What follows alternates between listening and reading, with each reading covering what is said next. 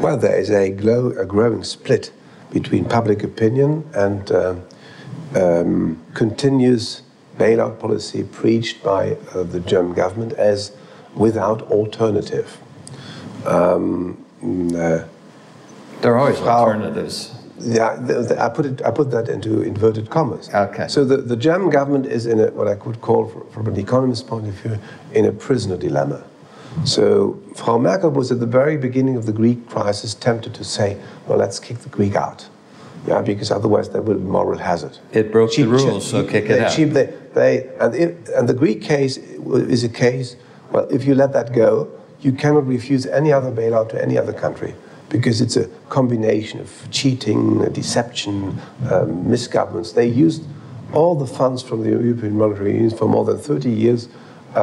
This has not contributed to the competitiveness of Greece, but has made some rich people in Greece even richer. So today, those who have said, for what reason soever, at the beginning of the crisis, which was a small Greek crisis, it was a small cancer which we have, our position is no Eurozone country can go bankrupt.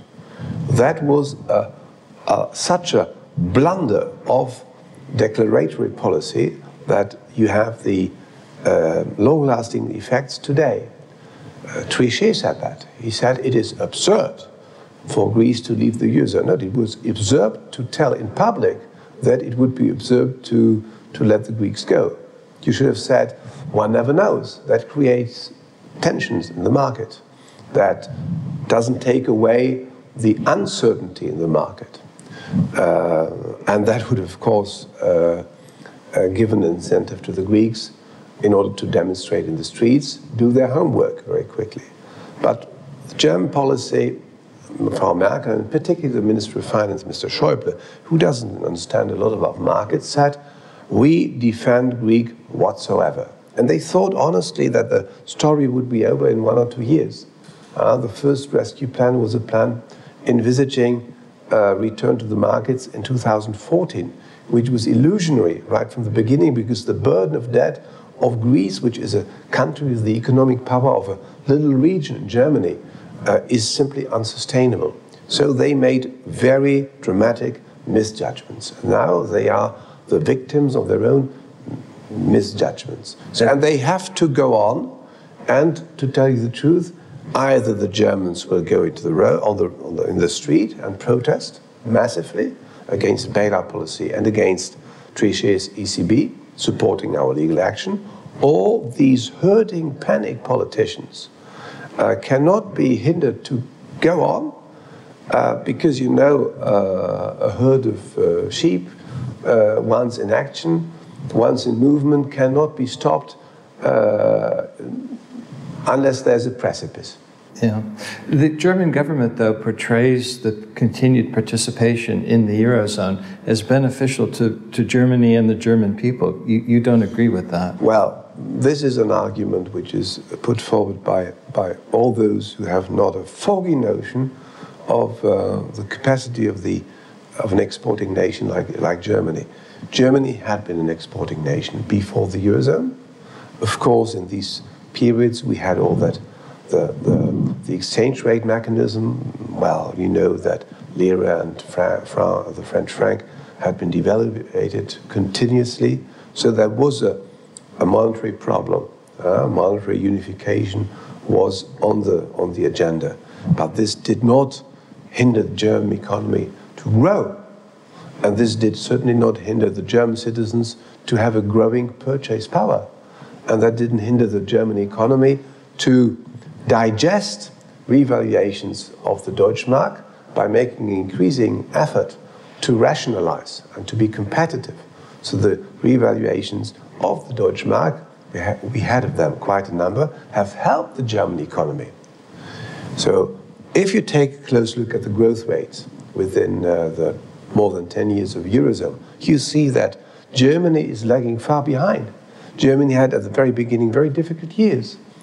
Germany did its homework, increased competitiveness, and today gets the benefits of that. This is not due to the automatic effect of the Eurozone. This is gossip. This is unscientific gossip repeated by some journalists and some politicians, mainly in France. The French have always said, well, the euro cannot fail because it's a French product, it's a French architecture. And secondly, it cannot fail because Germany cannot let the euro go down. Germany has profited very much from the euro. So this is very easy to refute. So if we reorganize a eurozone, which is under the aspects of optimization, a less suboptimal monetary or currency area, then we have to bring together, to converge those countries which are converging quite naturally. The Netherlands, Finland, Austria, and Germany, of course. That is to say, the countries of the old Eurozone, of the old Deutschmark zone. And then we can talk to Denmark, we can talk to Sweden, countries which have so far refrained from entering the Eurozone because they are frightened to lose their monetary sovereignty. And they didn't know, what is going to be the outcome of that. And they were quite right in taking let's say, a little distant and reserved attitude. So I'm in favor of orderly reshaping of the Eurozone and orderly liquidation of what is currently the Eurozone. And if then France thinks that the euro as a French invention should remain, well, let them hit the Eurozone with all these Mediterranean countries which are extremely greedy for further subsidies. That will not be easily possible. We can, within a reorganized Eurozone, afford to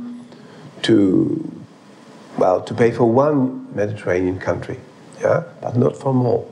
The Mediterranean club with an extreme Greece and with countries as condemned to incompetitiveness like Portugal, this is not a sustainable situation. I want to ask you a question about that, but before I do, I just want to go back to a point that you made, that I'm very glad you made it, because there's this thinking these days that in order to be competitive in the export industry, you have to continue devaluing your currency. And if anyone looks at the history of Germany from under the Deutschmark, you can see that instead of devaluing the currency was constantly revalued. The export industry adjusted, to those circumstances, but becoming more efficient, adapting new technology, etc. And that actually Germany prospered from a strong currency. That the strong currency, in a way, even helped the exports in that sense by forcing the export industry to become more efficient. So it's a complete fallacy to think that you can improve your export industry by devaluing your currency. You can buy some time by devaluating for your currency. You can. It's a short-term gain versus the long-term benefit. You can catch up more easily if you are a producer of consumer products, because consumer products are sold by the parameter of price. But Germany has never been very strongly exporting simple consumer products or commodities. If the German machine tool industry is so successful, it's because of the quality of its products. Yeah, understood. And the exquisite reliability of the service. Our clients buy German products because they want the quality of these products, and the quality of these products is not totally independent from the price, but is less dependent on the price than consumer products. So the French propaganda saying the German growth of today is owed to the Europe is simply nonsense.